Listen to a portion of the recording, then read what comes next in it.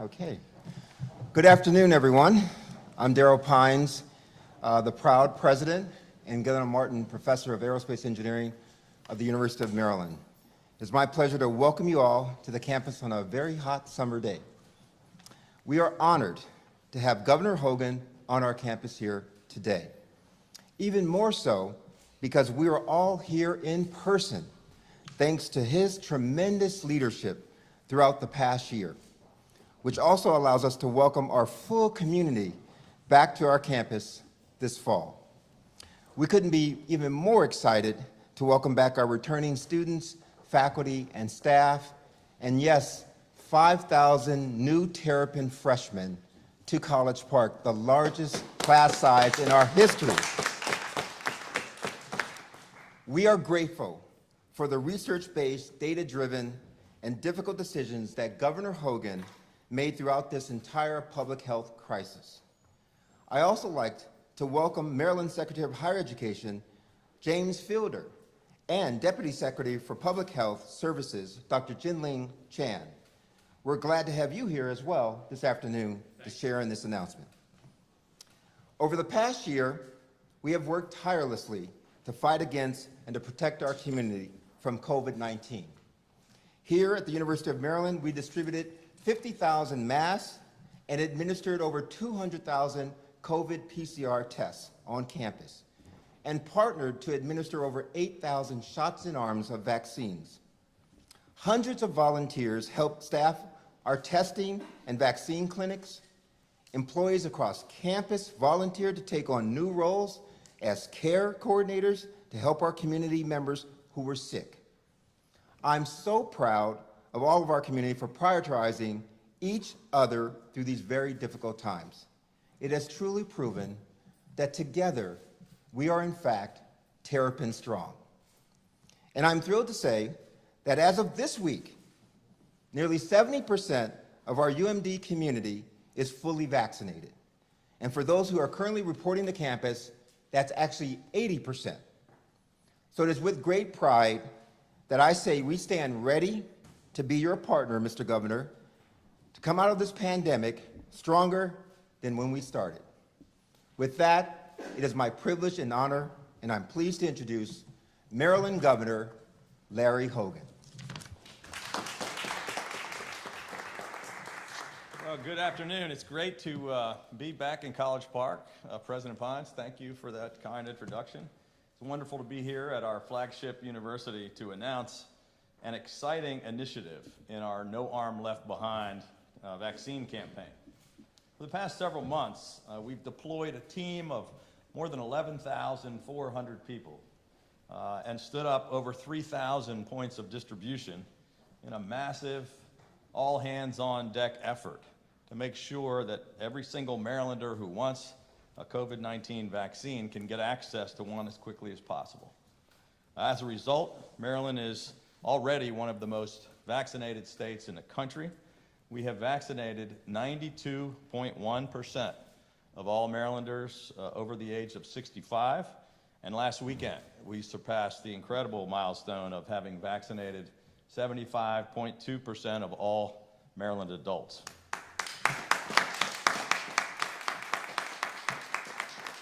So these are much better rates than the nation and almost all other states.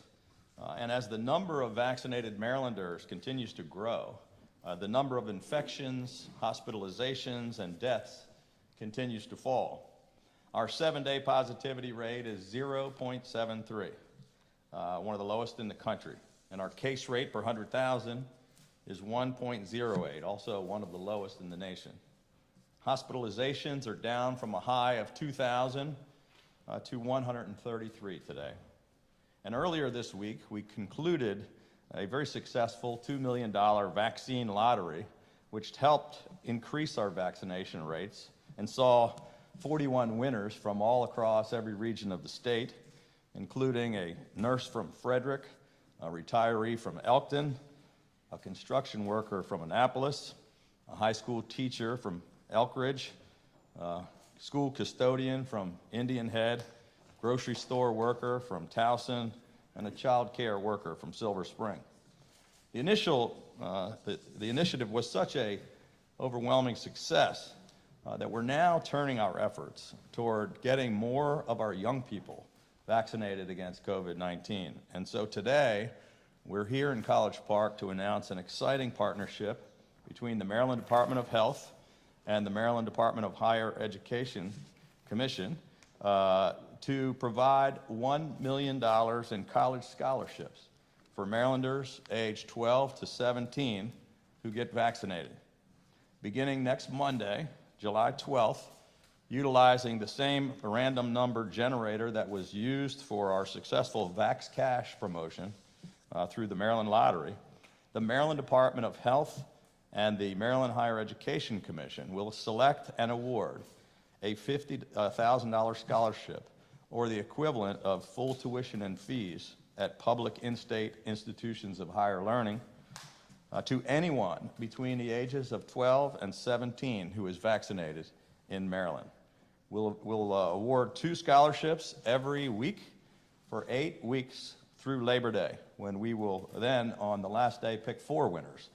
That's 20 drawings, each one with the chance to win $50,000 scholarships for a grand total of $1 million in scholarships. Now, the winners will receive a Maryland 529 prepaid college trust contract, which locks in today's tuition rates for the future, or a Maryland 529 college investment plan. And the winner, if they decide down the line, of course we'd love to have them attend our state universities, but if they decide down the line that they would like to attend a private institution or a school that's outside of the state of Maryland, they can actually transfer the scholarship to the school of their choice. So entry for our $1 million VaxU scholarship, as we're calling it, is very simple. If you're a Marylander between the ages of 12 and 17, all you have to do is get vaccinated for COVID-19 here in the state of Maryland. Those who've already been vaccinated here at any time are also eligible for these scholarships, and you will automatically be entered to win. If you have not yet been vaccinated, the sooner that you do, the more scholarship drawings that you'll be eligible for. The Maryland Department of Health will work with the Maryland Higher Education Commission to notify all the winners. These scholarship funds are being provided through funding from the American Rescue Plan, so federal dollars. And once again, all you have to do is go out and get your shot in order to have a shot at winning a scholarship to the college of your choice. Promotions like this are just one more way that we are reinforcing the importance of getting every single Marylander that we can vaccinated against COVID-19, especially our young people. And it is clearer than ever before that these vaccines are extremely effective, but those who are unvaccinated do remain at risk, especially with the new highly transmissible variants, including the Delta variant, which is currently circulating. According to our state health department, 95% of all new COVID cases reported last month were people who have not been vaccinated. 93% of all new COVID hospitalizations were unvaccinated Marylanders. And 100% of all the COVID deaths in the month of June were Marylanders who were unvaccinated. If you have not gotten your vaccine, the virus and its variants are a dangerous threat to you. Getting vaccinated is the only way to protect yourself and to continue on our recovery. So if any of our 12 to 17-year-olds or their parents needed another good reason, then now they can go out and get vaccinated for a chance to win a $50,000 college scholarship. At this time, I'm going to turn the podium over to the Chancellor of the University System of Maryland, Dr. Jay Perman, to talk a little bit about this opportunity for college-bound Marylanders.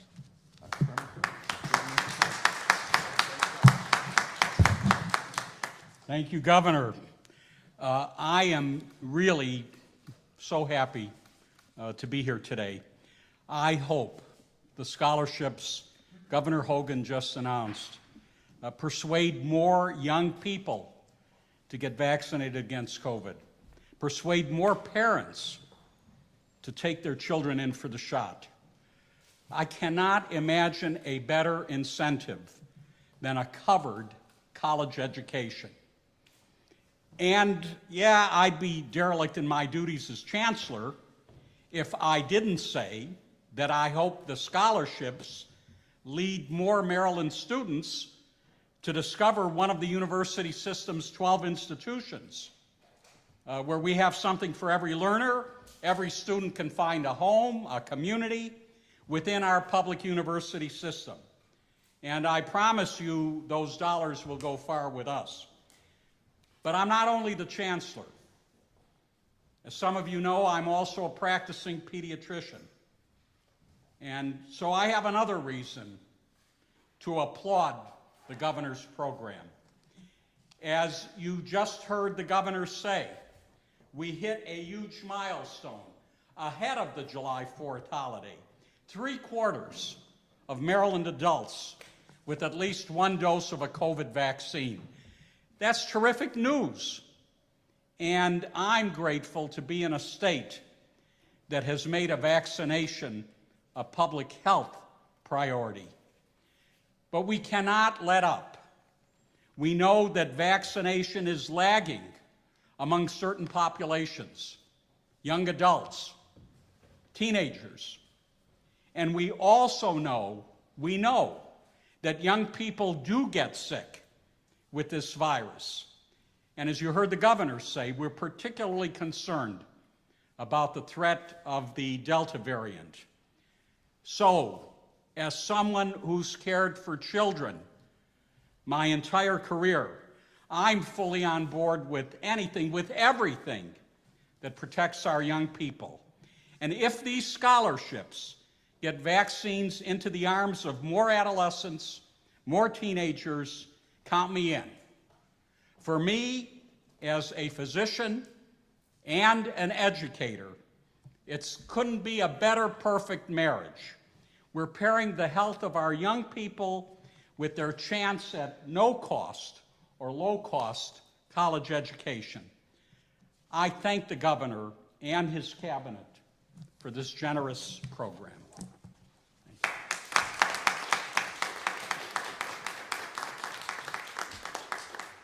With that, we'd be happy to take a few questions from our friends in the media. But first of all, I want to thank President Pines and Chancellor Perman and our cabinet secretaries, but we left out the most important person. I'm really proud to be here with Testudo today. Thank you for joining us, Testudo. He's probably going to be the biggest hit, so sorry we left you out. He's a very important member of the team. Governor, can you tell us what are your thoughts on the hesitancy for young adults to get this vaccine? You know, we're not having as much hesitancy as we're seeing in most places around the country. We did start later with the 12 to 17-year-olds because they didn't have approval. We're outpacing the rest of the nation on the younger folks as well, and I'm hoping that we'll just have a chance to catch up. But like with every age group, there are certain people who are either just haven't gotten around to it, that they're like, well, I may get it, but I just didn't feel the need. And there are others that are, just opposed to it, and they're hard to convince. But I think there are more of the folks that maybe just need a little extra incentive to go out and do it. And we're hoping that this opportunity at a college scholarship and us getting out talking about the importance of it will help encourage some more young people to do so. Particularly, as I pointed out, nearly all of our deaths and nearly all of our hospitalizations and infections are just simply the people who have not gotten a vaccine. To ensure that parents who live in Maryland for their children will be getting it, how do you ensure that people from across the border in D.C. or Virginia don't take advantage of a program such as this? Yeah, so there's a system called ImmuNet where every person that gets a vaccine, it goes into a computerized system that the Department of Health has been working with from the beginning of the pandemic. They're working in conjunction with the Higher Education Commission. So if you're a Marylander who got a vaccine in Maryland, they have that information. If you're from somewhere else, you won't be listed in the Maryland ImmuNet. And so it'll only go to Marylanders of that age group. They'll be picking the random numbers just like they did in the lottery, but 12 to 17-year-olds can't play the lottery. So it's going to be done through the Higher Education Commission with the Department of Health. Considering that this is modeled so closely after the vaccine lottery, I was wondering if you could tell me about any evidence that Well, the only evidence is that, we really ramped up after we announced that. We were having winners from all across the state every week, and I can tell you anecdotally, people were saying, I'm going to go out and get my chance at winning that lottery. And so we had already been doing really well, but it was getting, harder and harder to get people out, and we saw a bump after announcing that program, more people that just needed that extra push, and which is why we think we'll hopefully have the same success with our younger people. Governor, you mentioned the concern about the Delta variant.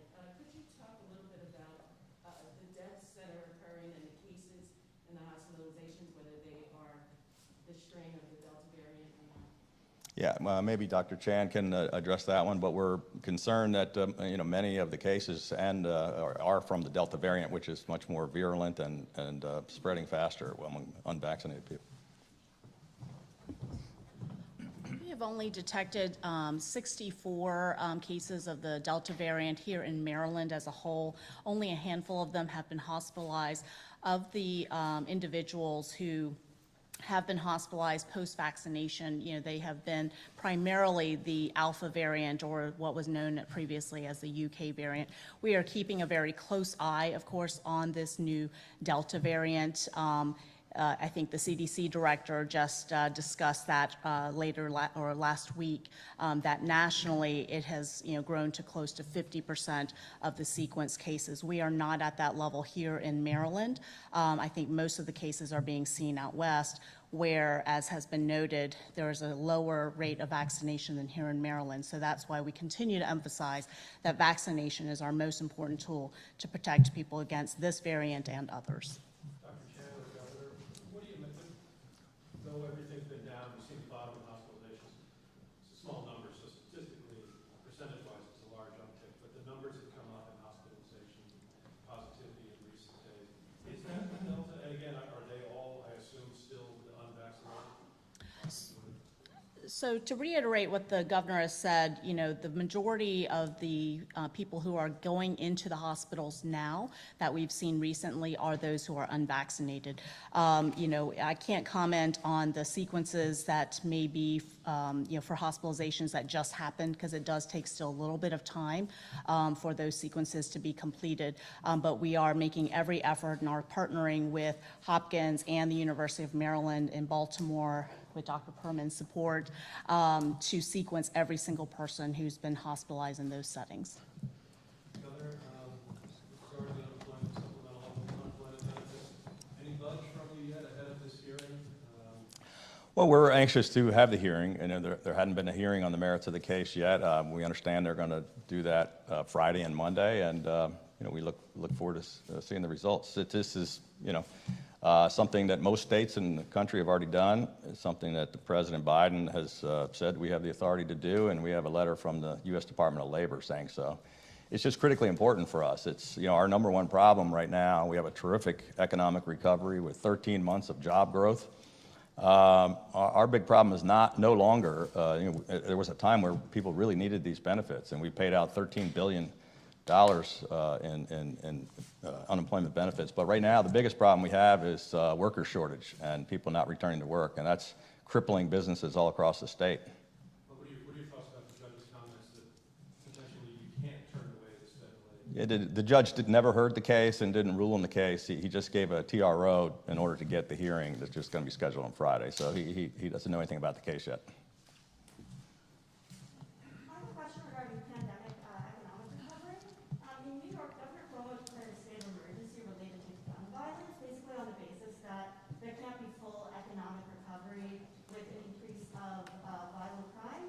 And so I just have sort of two questions, which is if you agree with that basic belief, and if you're planning on making any moves like that to address violent crime.